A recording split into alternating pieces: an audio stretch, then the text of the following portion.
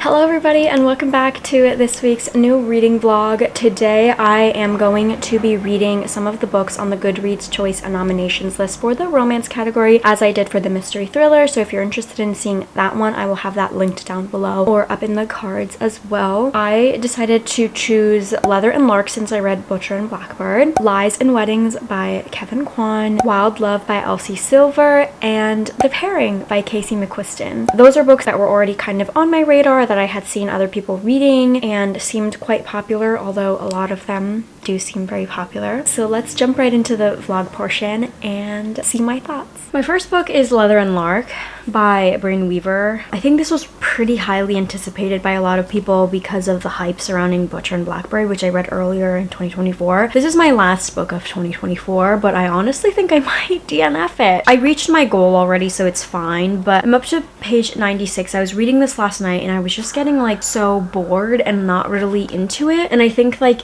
the author, Brynne Weaver, I thought this in the last book also, just how Irish she's trying to make them out to be and like throwing it, shoving it down your throat, and just the constant like spelling of fuck or fucking being fecken is really bothering me. I think I read this, the first one, by audiobook, so it didn't bother me as much, but it's like really bothering me today. I think I might take this onto the train as my commute book to see where I fall with this, and then I might DNF it. Yeah, so I did DNF this book. I just couldn't do it anymore. I also didn't really enjoy Butcher and Blackbird that much, so yeah, DNF.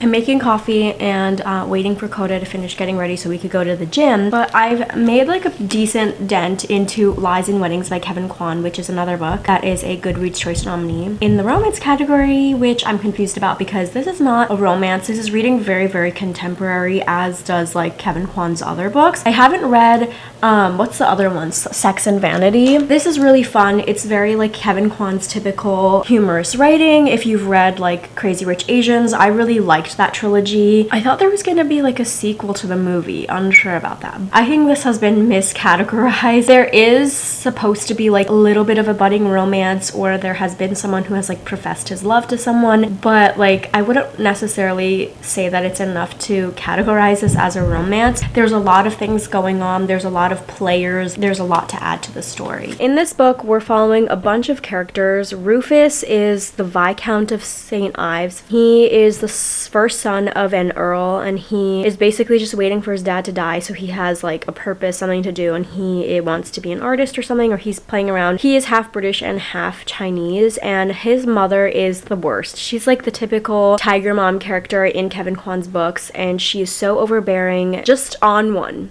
and I really hate her. Rufus likes Eden. She is someone who has lived on their property, grew up with the kids, but she has like no title. She's a doctor, her father's a daughter, single dad, and it's supposed to like tie into this other story of Rufus, the Gresham family, who his mom has like high ambitions of who he wants her to marry. He really loves Eden, but that's not necessarily like the main story that's at play here. Like there's a lot going on. He's trying to like save the earldom because they're broke, but then there's this hidden secret from 20 years ago, so I wouldn't call this a romance at all, but that's not to say that I'm not enjoying this book. I wished I finished it yesterday, but I spent the morning finishing Lies and Weddings by Kevin Kwan. Still think that this is not a romance. Maybe a little bit, but this is definitely like a contemporary. I'm not sure who was in charge of choosing things or categorizing it, and I think it was a little bit predictable, but I thought it was a really good time, so I'm giving it 4 stars. Again, I really like Kevin Kwan's writing style. I think it's humorous. Sometimes the little footnotes get a little annoying, and I don't read into it too much, especially if it's just to give like this unnecessary background that I just think is a waste of time. But if it's like a funny little tidbit or something, then I would really read the full thing. I do see some overlaps between Crazy Rich Asians, so I'm wondering if Sex and Vanity would too, so I would like to read that. Arabella is definitely someone like the typical mom, like I said, who would come up in Crazy Rich Asians, and I can just totally see Michelle Yeoh playing that character. And she's incredibly frustrating till the end. I feel like she doesn't really learn and she just cannot be fixed, and you can see she has a lot of like internalized racism within herself, which is really sad, but definitely not an excuse for the way that she treats other people, especially as someone who has a lot of influence and money. But anyway, I'm moving on to the next one. I'm debating on whether or not to read like which of the 2 books that I have to read next.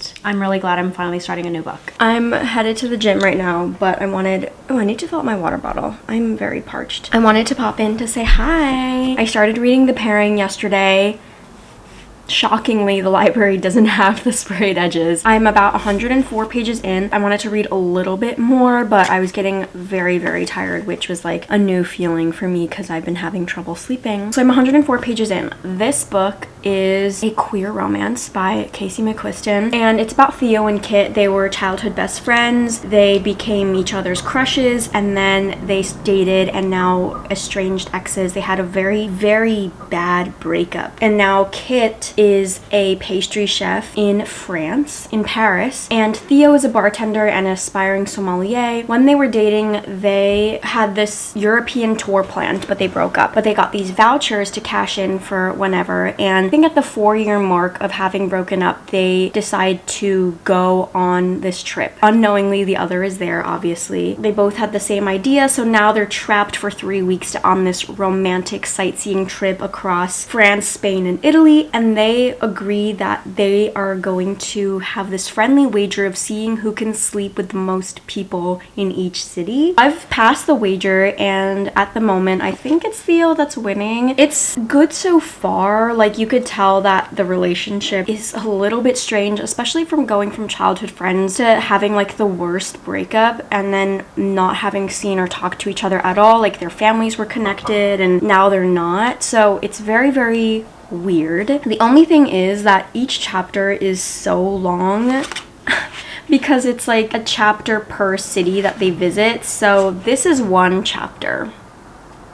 Yeah, and I don't like that. It's a lot. It's like 25 pages. And I just came from a book that was super easy to read with short chapters, or 2 books that I've read this month. It's rough. That's my only thing about it, but I think it's really interesting learning about wine and being this interested in wine from Theo's perspective. I'm pretty sure the other half of the book is supposed to switch into Kit's perspective. So far, everything is in Theo's perspective. I've been reading The Pairing. Today's such a veg day for me. I'm feeling so bloated and gross. TMI. The long chapters are honestly kind of getting to me. I'm now exactly 50% of the way through, and we finally got something in Kit's perspective. There was like a short 2-pager that said the beginning, Kit's version. The next chapter, also like 2 pages, said the end, Kit's version. So it doesn't really show much because Theo's like not even in those, but it's definitely a little bit hot and heavy. The chapters are really long though, so it does really drag, and I'm worried because I still have half of the book left. I think romance books should not be over like 300 pages, and this one's 407, so I really hope that it's going to be worth it. Theo definitely still has feelings for Kit, with this book being told solely like, or mostly in the perspective of Theo. That's all we can see. Kit is kind of like this romancer type of person, and it's just naturally like that, not in the overly flirty way. They're just like that. It makes everyone gravitate towards Kit. It is something really special about them that Theo like really loves. Theo said that the only thing better than loving Kit is being loved by Kit. I think it's really hard to put aside the feelings, especially because both of them haven't really processed it, it seems like, because the breakup was so bad, but they were so involved in each other's lives. Like I said, their families were close, or the siblings at least were. They like grew up together, so there's so much there. There are like trying to hook up with other people, but they're like one-upping each other. But Theo essentially is like so horny and trying to get off, but they're like trying to show the other that they're over their relationship, which like happened 4 years ago, which is kind of weird. They're in Italy now. The wine description and the food descriptions are really good. I went out with my friend yesterday to a restaurant week meal at Norita. Our meal, we chose the one with the wine pairing, and it reminded me of Theo. So far, I think Kit is winning in terms of their wager, but like they're not really winning me over in this relationship aspect of this book. Good morning. I'm dressed to go to the gym every single fucking time. But I finished The Pairing by Casey McQuiston yesterday. I like read so much yesterday, so proud of me. I read before I left for work. I finished this on my commute and it was great. So I definitely read like over 100 pages and it's 2.5 stars. First of all, it's so long and the chapters are so long. And with this being a second chance romance, there's obviously going to be some sort of connection between between the two of them from the beginning, which I felt, but with it being a second chance romance, I wish that there was more tension between the two of them, so I really felt that they needed to get back together in the first place. I think the time apart was necessary and they were able to grow since they had known each other for so long. They just had wanted really different things and they needed to figure that out for themselves. But I just felt like a lot of the love and the connection had happened off the page that we were not very privy to. I wasn't really understanding why they needed to be together or like bond. It just suddenly felt like they were hooking up. Then suddenly was like, wow, I love him still. I will say when Kit's portion starts, he is using she, her pronouns for Theo because Theo has not yet come out to Kit, which is why I was a little bit confused about there being a non-binary character, but it does come afterwards, and in Theo's chapters it is a little bit more ambiguous. I think I was just so much more interested in like the food and the wine. It just felt more like a food and wine tour book because there were so much descriptions that you could tell this was a very well researched book, but to me, it wasn't coming off as a romance either. Same with, what did I read? Lies and Weddings. It's so much more contemporary just because there was a little bit of kissing and some sex scenes that it was just supposed to be a romance, but I wasn't getting why the two of them could be together. I mean, the ending and the epilogue was really cute, but it just also just felt incredibly unrealistic. I did, I guess, like Theo, but when they were talking about their struggle, oh, I'm a Nepo baby, my entire family's so famous, but I want to make it out on my own. I'm pretending to be really poor even though my family's offering me tens of thousands of dollars. Other people's families could never do that for them. You're complaining, but they're offering to help you when you don't need to even be in this situation. I just found it really hard to understand their situation. I understand the struggle of wanting to make it out on your own and being really good at something but not being able to fulfill all of those dreams because you don't have the money, but you have someone that's offering to help you with like no strings attached at all. You didn't ask them for that. They came to you with this. I didn't really care for that. I didn't really feel bad for them, essentially. I think I've only read Red, White, and Royal Blue by Casey McQuiston, and I really liked that book. Didn't watch the show because the trailers already were like, oh, that looks bad. I have a really hard time with adaptations post-COVID, at least, or like when it's too fresh in my mind, except for Normal People. That I will give. I didn't even like Heartstopper. Help. Ugh. Help. Am I a cynic or what? I'm currently waiting to hop on a call, but I am reading Wild Love. This is going to be the last book that I read for this video, and I am 122 pages in. It really bothers me that the font is this large because this is well over 400 pages, which I don't love. I really think that's way too long for a romance book. I know that this is one that the TikTok girlies love. This is possibly my first cowboy romance, I think. Already like 30 pages in, I told my sister as soon as I started it, I was like, because she told me she doesn't think I would like this. I texted her and said, yes, I'm not really liking it.